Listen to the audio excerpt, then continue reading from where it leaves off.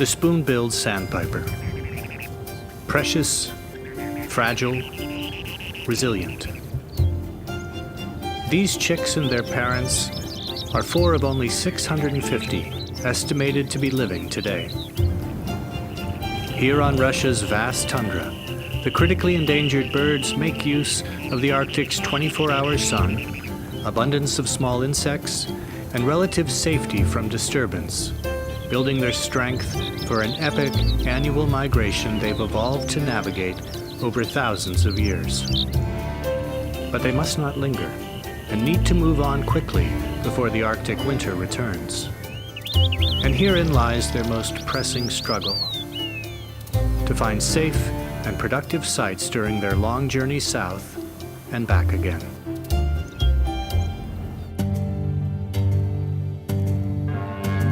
Along the world's migratory corridors, or flyways, a high proportion of shorebird species, like the spoon-billed sandpiper, are facing rapid environmental changes and subsequent population declines.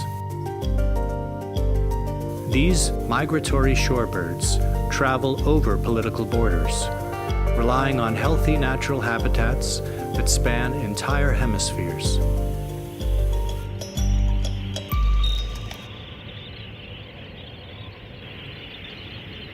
Vital across all flyways are the places rich in resources, wetlands, and coastlines, habitats that are under greater pressure now than ever before.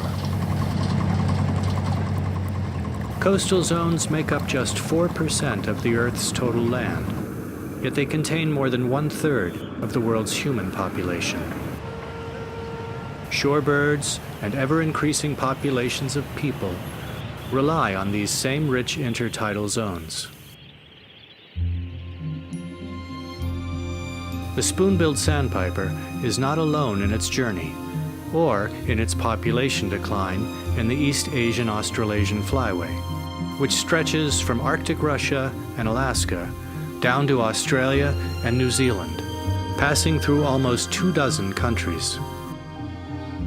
Since the 1970s, populations of several Arctic breeding shorebirds that use this flyway have plummeted. Red knots have declined 58%, curlew sandpipers by 78%, and bar-tailed godwits by up to 80%. Much of the cause for concern lies in the migration bottleneck of the Yellow Sea region, where the birds funnel in to rest and feed in one of the most densely populated areas in the world. Here along the coasts of China, North Korea, and South Korea, nutrient-rich intertidal mudflats stretch far and wide, giving the birds important space to feed and rest. But over the past 50 years, half of these intertidal habitats have disappeared, with some sites experiencing total loss. Of particular concern in China are Rudong and Dongtai along the Jiangsu coast, important for the spoon-billed sandpiper. Nanbao on the Luanan coast, important for red knot. And Yalujiang in Liaoning for bar-tailed godwit, dunlin, great knot, and others. In South Korea, the Kum estuary is important for spoon-billed sandpipers, bar-tailed godwit, dunlin, red knot, and other species experiencing decline.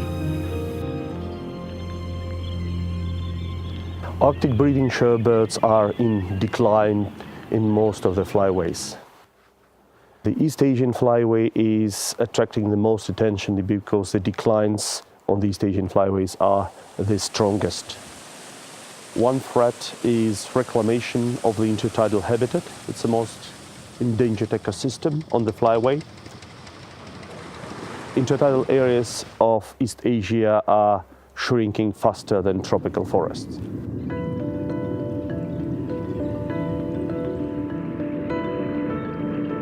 Sharing these highly desirable spaces has not been easy on the birds.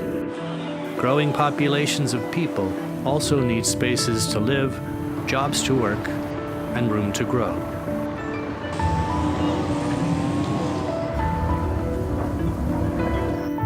Pressures from land reclamation and infrastructural development have pushed many ecosystems to the edge, where the ability to deliver the services that people and wildlife need to survive is at risk.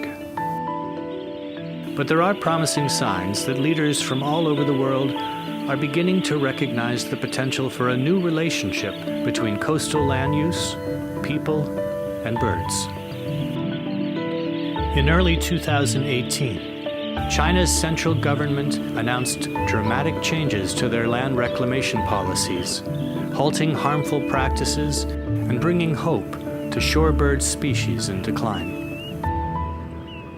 我国政府呢十分重视候鸟及其栖息地的保护工作。那么在今年的3月，我们这个李克强总理在这个13届全国人大政府工作报告中呢，又明确地指出了我们要加强生态系统保护和修护。这就意味着呢，我们中国对沿海地区的开发呢，将实行前所未有的管控措施，不再审批的一般性的填海项目。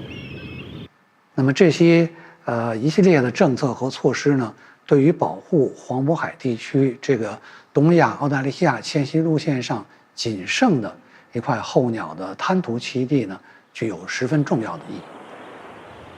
候鸟呢没有国籍，迁徙呢也不分国界，因此呢，这个保护候鸟的迁徙安全呢，就成为了迁徙路线沿途国家应尽的职责。我们愿意呢与北极理事会呢以及迁徙路线沿途国家呢合作，共同为保障候鸟的迁徙安全呢做出我们应有的贡献。But along an entire flyway, these protections are only part of the story. For migratory birds, these sites are all connected, from the Arctic to the tropics and Australasia. Whatever actions are taken in one area will resonate across the entire flyway. The birds are being hit from many angles, not just habitat loss in the Yellow Sea, but climate change and oil exploration in the north, and illegal hunting and trapping in Southeast Asia. Our challenges are interconnected, but our solutions are too. Working together across borders offers the greatest potential to address the suite of challenges facing both the birds and the environments we all share. It's clear that we need partnership with all the countries where these migratory birds fly. That network should cover all the resting areas between the Arctic region and the Australasian region when we talk about the Australasian flyway. The birds don't know what countries are Arctic and what are non-Arctic. That's the unique value of the Arctic Council when it builds this network for the protection of the migratory species. The habitat our Arctic migratory birds need to survive is being compromised for a variety of reasons. We have the opportunity now, not years from now, to take action together to conserve this important habitat and ensure that these birds are able to survive into the future. Projects like the Arctic Migratory Birds Initiative of the Arctic Council are creating the partnerships necessary for science, traditional knowledge, policy, and action to work across borders to develop the tools and strategies we need to save habitats people depend on and shorebirds in decline, including the beloved spoon-billed sandpiper. Well, it is a fantastic bird. Watching it disappearing gradually, it is very sad. And I personally decided I should dedicate some serious part of my life to try to change the situation with the spoon-billed sandpiper. Because if we will not do that, who will do that? There is a lot of rather urgent work to be done.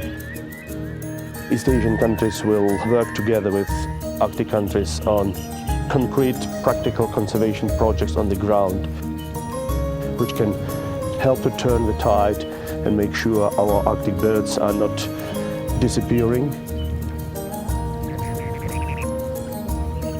This is our mutual heritage, so we have to work together to save it.